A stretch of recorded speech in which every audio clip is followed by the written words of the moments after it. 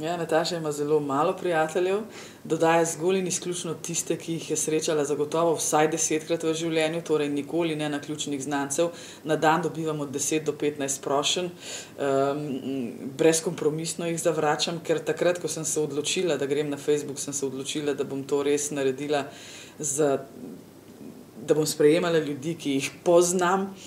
Svetovno pravilo o tem, koliko ljudi je lahko tvojih prijateljev, da tvoja glava še sprocesira določeno število osebnih podatkov, je 148. Torej 148 je številka, ko posameznik še lahko reče, da o drugem posamezniku ve toliko podatkov, da lahko reče, da je njegov prijatelj. Vse, kar je več kot 148, pozabite. To niso vaši prijatelji, to so naključni znanci ali pa niti to, ne več.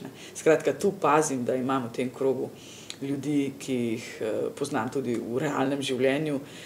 Res pa je, moja sestra me velikokrat krega, pravi, saj sem vedela, da si šla na Facebook zato, da nam boš težila o pasteh Facebooka, in to seveda zvesto na svojem profilu počnem.